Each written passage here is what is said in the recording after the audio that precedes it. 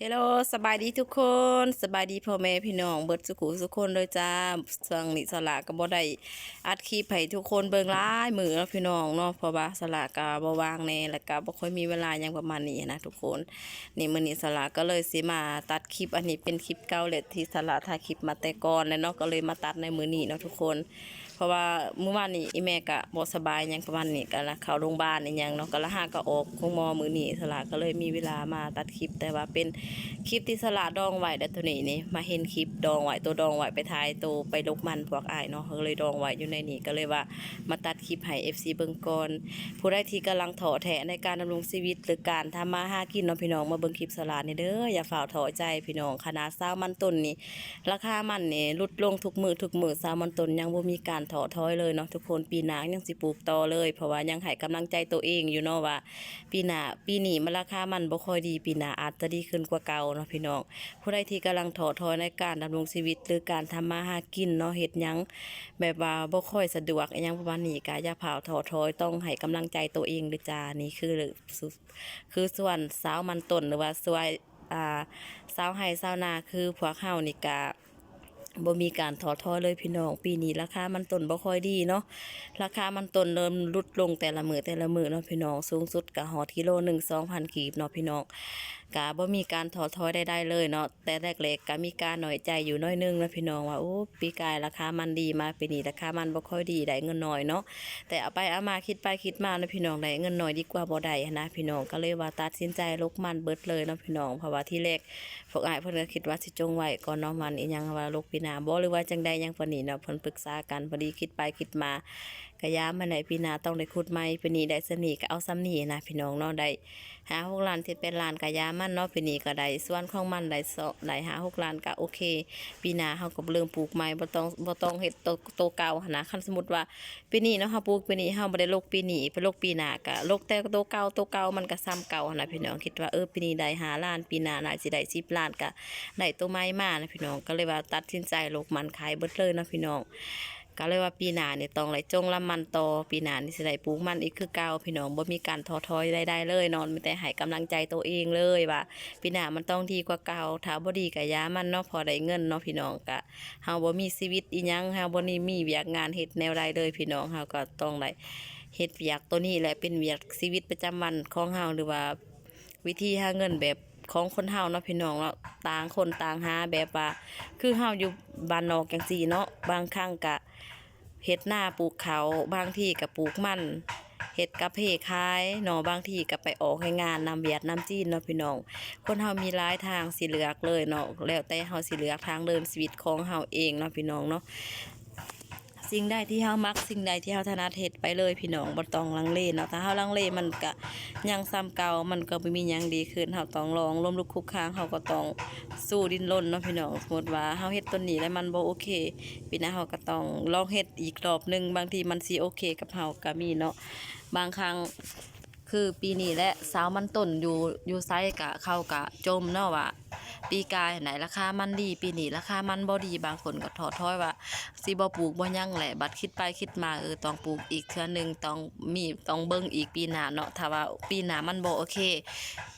มันสิลดลงอีกกว่าเก่าปีหน้าต้องได้เฮ็ดข้าวเนาะต้องได้ปลูกข้าวอิหยังประมาณนี้นะพี่น้องแต่ว่า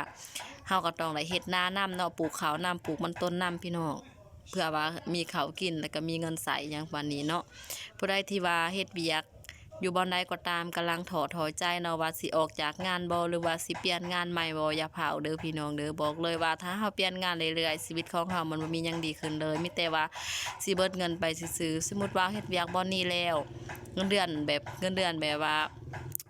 10,000 10,000ปลายแล้วหั่นนะคิดว่าสิไปหาบ่อนใหม่เฮ็ดหนี้ประมาณสมมุติว่าเฮ็ดเวียกอยู่บ่อนนี้หันเดือนหนึ่ง2 เดือนได้เงินมาแล้ว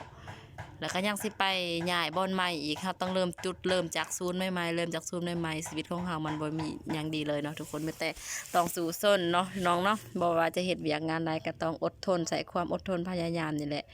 นี่มาเบิ่งพวกสลาดนี่อยู่นี่บ่มีหยังเฮ็ดเลยนะพี่น้องซองนี่ก็คือแบบอยู่ส่วนกล้วยเขาก็บ่ต้องการคนงานแล้วเขาก็บ่เอาเฮาแล้วเขาก็มาลกมันมาซอยกันลกมันลกหยังนี่พอได้เงิน10-20 พันก็เอานะพี่น้องบางทีก็ไป ลกมันซอยเขาบางทีก็ไป ตกมันเอาแรงงานหรือว่าเอาเงินก็มีเพราะว่าบางคนเขาก็จ้างบางคนเขาก็บ่จ้างอะนะสมมุติว่าเฮามาลกมันเขาเจ้าในสุดนี้บัดเฮาเฮ็ดนายามเฮาเฮ็ดนาหยังเขาก็มาซอยเฮาดำนาหยังประมาณนี้นะแสดงว่าเฮาก็มาเอาแรงเนาะดีกว่าเฮาอยู่เฮือนซื่อๆหยังประมาณนี้หันนะคันมีบ่อนใดที่เขาจ้างเฮาไปเฮ็ดเฮาก็ไปเนาะบางครั้งเฮาก็ไปลกมันเอาเงินบางครั้งก็ไปเฮ็ดเวียกน้ำจีนแต่ว่าช่วงนี้น้ำจีนเขาบ่เอาเฮาเฮ็ดเวียกแล้วเฮาก็ต้องอยู่แบบนี้แหละเนาะตามสถานการณ์มันถ้ามื้อใดมันมีเวียกงานเฮ็ดการทำเฮาก็ต้องไปเรื่อยๆนะพี่น้องเฮาก็บ่ได้อยู่ที่แบบบ่ได้อยู่ในจุดที่แบบเก่าๆเรื่อยๆค่ะมันแบบต้องมีชีวิตประจำวันของเฮานะว่าเฮ็ดแนวใดเพื่อให้เฮาแบบว่ามีรายรับเล็กน้อยๆเนาะบ่หมายความว่าเฮาสิได้หลายเนาะพี่น้องได้มื้อหนึงแสนหนึ่งแสนปลายก็ยังว่าโอเคเลยชีวิตประจำวันเฮาเนาะเพราะว่าเฮาบ่ได้มีเงินมากมาย พอทุกวันนี้หั้นนะเฮาบ่ได้คิดแบบว่าเฮาบ่มีคิดว่าเฮาต้องได้มีเงินเก็บหรือว่าต้องรวยคือเขาเฮาแค่ใช้ชีวิตประจำวันให้มีเงินใช้แต่ละมื้อก็ยังว่าดีเท่าใดแล้วเนาะทุกคนเนาะเพราะว่าชีวิตของสลามันบ่ได้หรูหราคือคนอื่นเนาะทุกคนมีแต่แบบนี้แหละหาเงินหาแบบหาเช้ากินค่ำสินะบ่เท่าใดเงินตอนเช้าตอนแลงเขาก็มาซื้อกินซื้ออยากหยังพวกนี้เลยบ่มีเงินกอเงินเก็บเลยพี่น้อง คันได้เฮ็ดเวียกนำจีนก็พอใครแน่สมมุติว่าหาได้เงินมาเฮาก็มื้อนี้เก็บมื้อนั้นกินอิหยังเฮาก็พอได้มีเงินใช้มาทุกมื้อนี้สำหรับบ่มีเวียกเฮ็ดแล้วจ้าทุกคนก็เลยมาต้องได้มาแลกแรงงานนี่แหละมาบางทีก็มาโลกมันบางทีก็ไปสิไปนี่ไปนั่นเนาะทุกคนเนาะชีวิตของสละก็แบบนี้แหละจ้าทุกคนเอ้ยนี่พาทุกคนมาเบิ่งมันต้นเนาะอันนี้พวกเพิ่นก็ลกมันรอบสุดท้ายแล้วเด้อ มันหัวใหญ่ๆเนาะพี่น้องเนาะมันก็หัวใหญ่หัวแถวหัววาเลยอันนี้ก็ได้มันต้นปีนี้นี่ราคาบ่ค่อยดีมื้ออื่นนี่พวกอ้ายเพิ่นก็สิมาลกอยู่แถวหลัก52อีกสละว่าบางทีถ้ามื้อใดสิสละว่างสละก็จังสิไปลกซอยพวกเพิ่นอีกจักมื้อหนึ่ง2มื้อเนาะแต่ว่าอยู่หลัก52หั้นมันไกลหลายพี่น้องแบบว่าคันบางทีก็พวกเพิ่นไปนอนอีหยังนี่แหละแต่ว่าบ่แม่นบางทีแล้วพวกเพิ่นสิไปนอนในมื้ออื่นนี่แหละว่าเพิ่นสิไปนอนอยู่พุ่นเลยอยู่ ทางไปละหา12ว่าเพิ่นยังสวนสุดท้ายเลยเนาะเพราะว่าเพิ่นเฮ็ดสวน2บอนแล้วก็มื้ออื่นนี่ก็เป็นสวนสุดท้ายแล้วก็เฮ็ดร่วมเนาะเพิ่นเฮ็ดร่วมกันกับพวกอ้ายแล้วก็พวกเอื้อยอย่างพวกนี้ซองอันบ่อนเดียวเพิ่นเฮ็ด2ครอบครัวอย่างพวกนี้น่ะพอดีว่าเพิ่นก็ลกมันแต่ว่าเพิ่นเฮ็ดไผเฮ็ดมันหั้นแล้วแหละก็เลยว่ามื้ออื่นนี่กะเกียมไปลกมันอยู่พุ่นบ่อนเฮ็ดส่วนรวมของพวกเพิ่นเนาะ แต่ว่าพอกสละกะคันวางกะสิไปซอยพวกเพิ่นอยู่จักมือ1 2มื้ออิหยังประมาณนี้คันบ่วางก็บ่ว่ากันสิเนี่ยสมมุติว่าเฮาว่างเฮาก็ไปบ่ว่างเฮาก็บ่ไปเนาะเพราะว่าเฮาก็สิไปเอาแรงงานนี่แหละบัดยามเฮาเฮ็ดนาเขาเจ้าจังสิมาดำนาเฮาซังแบบนี้นะพ่อแม่ปีหน้ากะพวกเพิ่นว่าสิปลูกมันอีกเช่นเคยเพิ่นว่าเพิ่นก็ไปเอาละมกละมันมาเมียนไว้เด้เพิ่นปีหน้าก็สิปลูกมันอีกคือเก่า แล้วก็สิเฮ็ดนาอีกคือเก่าปีหน้านี้สละยังบ่ฮู้เลยว่าตัวเองสิใส่ปุ๋ยแบบใดให้ข้าวมันงามปีนี้เขาก็บ่งามเนาะพี่น้องบ่ได้ข้าวซ้ำผู้ใดที่แบบฮู้เกี่ยวกับเฮ็ดนาแนะนำให้สละเลยเด้อเพราะว่าดินนาของสละมันเป็นดินทรายเนาะดินทรายแล้วก็เป็นดินต้มน้ำมันปนกันหั่นนะถ้าสมมุติว่าตอนเฮาไถให้มันก็สิแบบมันเป็นแบบดินต้มเนาะแต่ว่าบัดเฮาขาดมันหั่นน่ะเฮาขาดประมาณ เฮาคาดประมาณ5นาทีหรือ10นาทีเนี่ยมันแกนลงแหละมันก็สิแกนแหน่จักหน่อยดินของเฮามันเป็นแบบนั้นเนาะมันปนกับดินทรายกับดินขี้ต้มเนาะเฮาก็บ่ผู้ใดที่แบบรู้เกี่ยวกับเฮ็ดนาแนะนำว่าเฮาต้องใส่ปุ๋ยแบบใดก่อนข้าวจังสิงามเนาะหรือว่าต้องใส่รองพื้นบ่หรือว่าใส่ปุ๋ยแบบใดเนาะพี่น้องเพราะว่าสละเองก็ในการเฮ็ดนานี่ค่อนข้างบ่ค่อยรู้เด้อเพราะว่าแม่ก็เกี่ยวกับนานี่เพิ่นบ่ค่อยรู้นะว่าเขาเฮ็ด แบบใดหั้นเนาะหรือว่าเขาต้องใส่ปุ๋ยแบบใดเพราะว่าปกติแล้วพวกสละนี่ส่วนหลายก็สิเฮ็ดให้เนาะพี่น้องแต่ว่าในการเฮ็ดให้นี่ก็บ่ได้ยากคือจังว่าเฮาเฮ็ดนาได้เพราะว่าเฮ็ดให้นี่แบบดินแบบนี้ก็ได้เนาะนี่ดินแบบนี้ขอแต่ฤดูฝนมันถึกฤดูแบบฝนตกมันถึกฤดูกาลมันก็โอเคแล้วคันเฮาเฮ็ดให้น่ะสมมุติว่าดินแบบนี้เนาะเฮาก็เพียงแต่ว่าไปเสียหญ้าหรือไปฮื้อมันให้มันงามๆแล้วเฮาก็ไปจูดไปหยังแล้วก็ฝนตกประมาณอยู่2-3เทื่อเฮาก็ไปซักเนาะ เฮาก็จังไปซักข้าวแล้วถ้าให้ฝนตกฝนหยังอีก4-5เทื่อเลยข้าวมันโป่งเฮาก็มีแต่อนามัยเกี่ยวกับเสียหญ้าเฮาบ่ต้องได้ใส่ยุกใส่ยาแล้วก็บ่ใส่ปอกใส่ปุ๋ยแบบเฮาบ่ต้องเบิ่งนอกเบิ่งน้อิหยังปานนี้หันนะเพราะว่ามันขึ้นตามสภาพมันเลยคันฝนตกฝนหดฝนหยังมันก็แบบมันมีฝนตกแหน่หยังแหน่มันเขาก็งามไปเรื่อยๆเนาะแต่บัดเขามันถอกมันหยังหันมันก็แบบนั่นแหละเฮาบ่ต้องแบบมากมายแต่อนามัยเสียหญ้าอิหยังปานนี้นะทุกคนแล้วก็ส่ำนั้นก็แล้วเนาะในการเฮ็ดนาเนาะพี่น้องไผที่ฮู้วิธีเฮ็ดนาคือดินนาสลับแนะนำให้สลาแหน่เด้อว่าต้องใส่ปุ๋ยแบบใดเนาะพี่น้องเนาะเพราะว่าสละบ่ฮู้อีหลีว่าต้องใส่แบบใดจ้าโอเคกันเลยจ้าพี่น้องเฮาก็เฮาขุดมันขุดหยังนี่เฮาก็มาเว้าต่อเรื่องมันเฮาต่อพี่น้องเพราะว่า ผู้ใดที่ว่าฮู้วิธีเฮ็ดนาก็คอมเมนต์ในสระแหน่เด้อแนะนำให้สระแหน่นี่บัดนี้เฮาก็ย่างไปย่างมาเฮาก็สิมาเก็บเก็บกระสอบเก็บมันเนาะพี่น้องมาใส่อ่าสอบใส่หยังนี่แหละเพราะว่าเฮาก็แล้วแน่นอนในการลกมันของเฮาเนาะมื้อนี้พี่น้องมื้ออื่นเช้าก็คือพ่อเอื้อยเพิ่นก็สิไปลกมันอยู่พุ่นคือสระวานี่แหละเพราะว่าที่จริงแล้วว่าเพิ่นว่าสิขึ้นเมืองในมื้อวานหรือว่ามื้อนี้นี่แหละแต่ว่าพอดีมื้อวานนี้ แม่บ่สบายเนาะก็เลยว่าพาแม่ไปห้องหมอก็เลยต้องได้เบิ่งอาการแม่ก่อนซักวันนี้นะก็พอดีแม่ก็ไข้แน่เนาะอีแม่ก็บ่สบายก็คือแบบตั้งทรงขึ้นเนาะหรือว่าทางไทยมักเขาจะเอิ้นว่าความดันบ่หรือว่าตั้งทรงกับความดันมันต่างกันบ่สละก็บ่ฮู้เนาะว่า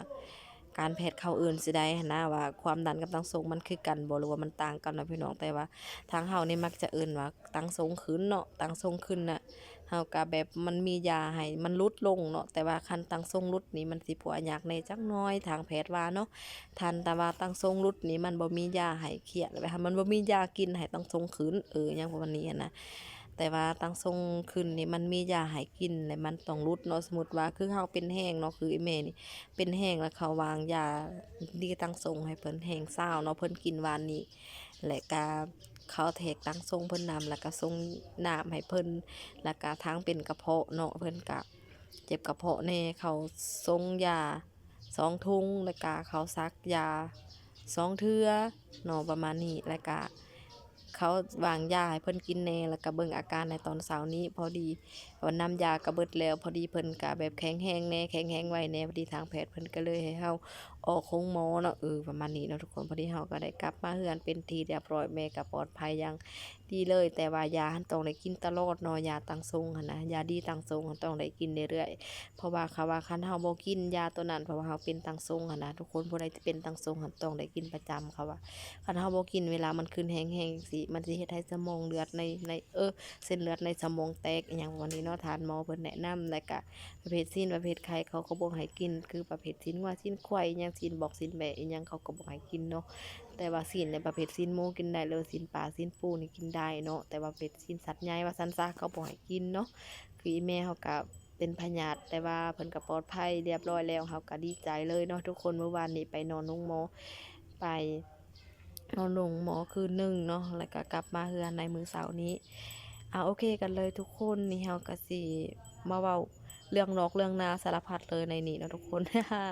นี่เราก็สิมาเว้าเรื่องเก็บมันใส่กระสอบอันนี้เนาะทุกคน อันนี้มันหัวมันก็ใหญ่ๆตอนนี้ก็เป็นเวลาน่าจะเป็นเวลาตอนยามแดดๆเลยสละเก็บมันตอนนี้รู้สึกว่าเบิ่งสภาพในกรงมันแดดแรงเนาะน่าจะเป็นตอนเพลเนาะตอนนี้นี่สละก็บ่จื้อเลยว่าตัวเองถ่ายตอนใดอันนี้ทุกคนมันไปเบิ่งคลิปเบิ่งไปเบิ่งมาซื่อๆจังไปเห็นคลิปตัวเองมันยังดองยังมีอยู่ในนี้ก็เลยว่าอันนี้เพราะว่าสละก็โดนแล้วบ่ได้ตัดคลิปตัดหยังให้ FC เบิ่งเนาะจะได้ก็ฝากเป็นกำลังใจสละในเด้อพี่น้องเนาะถึงสละสิเฮ็ดคลิปบ่ค่อยเก่งแล้วก็เว้าบ่ค่อยดี ตัดคลิปบ่ค่อยคักก็ฝากเป็นกำลังใจให้สละในเนาะสละก็บ่เคยท้อในการเฮ็ดคลิปเลยเนาะทุกคนถึงว่าคลิปของสละยอดวิวบ่ดีคนเบิ่งบ่หลายคนติดตามบ่หลายสละก็บ่เคยท้อแท้ในการเฮ็ดคลิปจักเทื่อเลยมื้อใดมื้อนั้นสละก็พยายามเฮ็ดคลิปเรื่อยๆเนาะทุกคนเนาะพยายามแบบถ่ายชีวิตประจำวันของตัวเองให้ทุกคนเบิ่งเลยเพราะว่าคลิปของสละบ่แม่นคอนเทนต์เนาะบ่แม่นเฮ็ดดินๆหันนะบ่แม่นว่าตัวเองเฮ็ดดินๆ2-3วิเพื่อถ่ายคลิปแล้วก็ตัดคลิปแล้วก็ แล้วเนาะอันนี้ก็เป็นชีวิตประจำวันของสละนั่นเองเนาะเวลาสละเฮ็ดเวียกอิหยังๆสละก็ต้องได้ถ่ายวิดีโอนำแล้วก็เฮ็ดเวียกไปนำนะทุกคนเนาะโอเคจ้าสำหรับคลิปนี้ขอตัวสำนี้ก่อนพบกันใหม่คลิปหน้าเลยสวัสดีสบายดีจ้าบ๊ายบาย